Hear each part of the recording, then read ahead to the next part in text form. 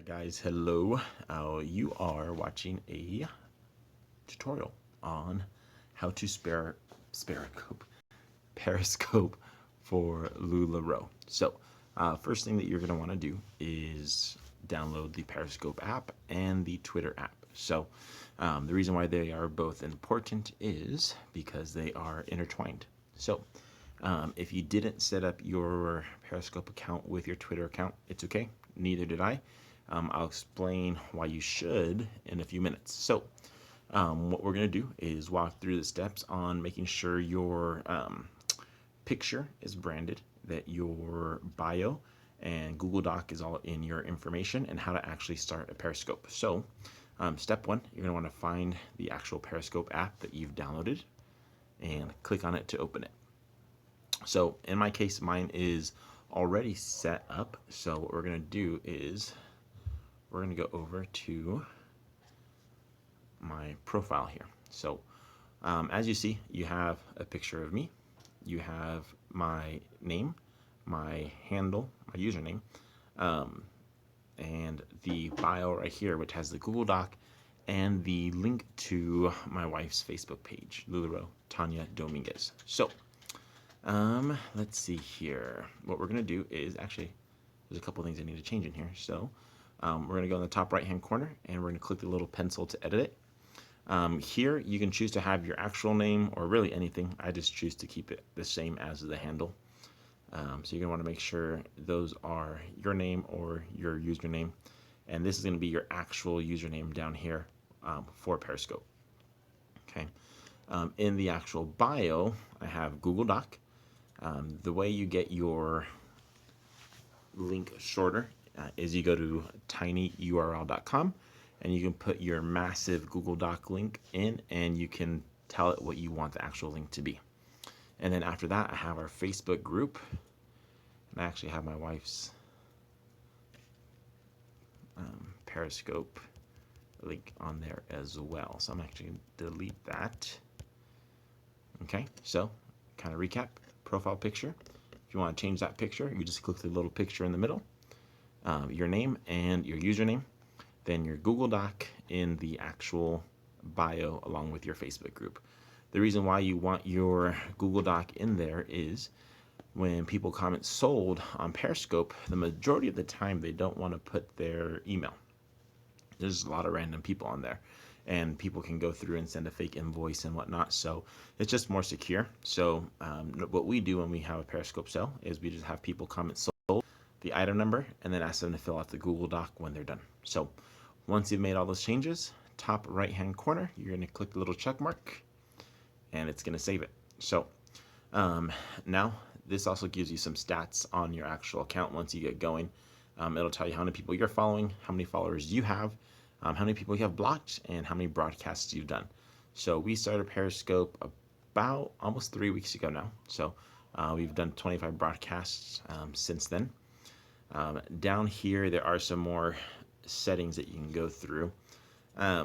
Personally, I have it set up for when people that I'm following go live.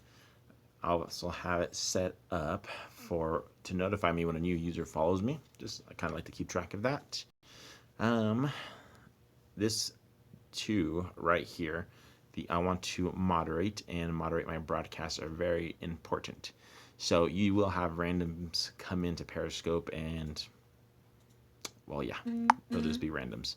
And sometimes they say a lot of inappropriate things. So I want to moderate basically. If you're watching a Periscope, maybe you're watching one of ours or somebody else's and someone says something inappropriate that Periscope deems to be inappropriate, it'll ask you if it's okay or not. The next one is asking if people that are watching can moderate for you. So let's see here, other important ones. If you have Twitter, if you have your account linked to Twitter, there'll be a specific section here to set up your Twitter account. Down here, you can choose to auto-save your broadcasts to your phone. I don't know if that's important or not. Personally, again, we're only 3 weeks into Periscope, so we're still learning a lot. This one right here, though, is super important. So, auto-delete after 24 hours. You don't want to have that set up. we do once in a while get a shopper try to purchase something off of a replay. If you have it delete, then, well, they're gone forever. So we have that set to be off. Now we're going to go back and show you how to actually start your first Periscope. So you're going to go back to your home. On the bottom right hand corner, there's going to be a little circle with the camera in it. You're going to go and click on that. From here, the most important thing for you to do is to title your broadcast. Most people forget about that and just leave it as untitled. So what you're going to do is title it. So we'll just do LuLaRoe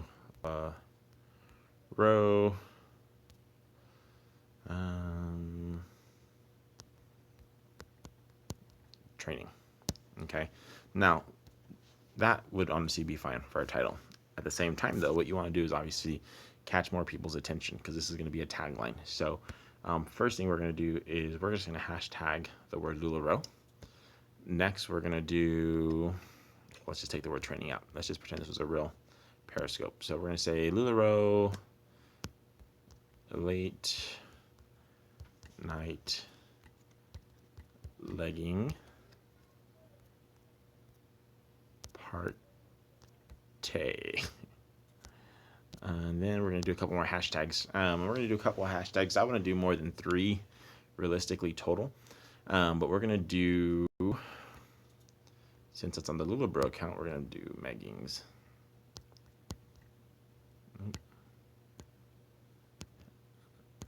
Can't type tonight.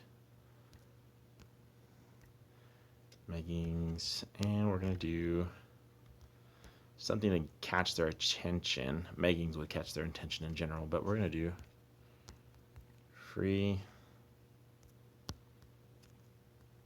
shipping. Okay, so right there you will be good to go. Now I'm going to show you a couple other things here that are pretty important. So one is going to be this little circle right there. Okay, so right now it's grayed out because I have it set to my locations to be off. The reason why I want my locations off is because I don't want my broadcast showing up on the Periscope map where millions of people's complete randoms are searching for something to watch. That's normally when you get a lot of the inappropriate comments. If you have it off, you'll still get some random people once in a while, but having your location off will definitely help cut that out. Next is this one right here. It's grayed out because that means that anyone can comment on my videos. If you have that enabled, what happens is only people that are actually following you can comment on your videos. Kind of a bummer, especially if a really good sale and no one's commenting. That might be the reason why.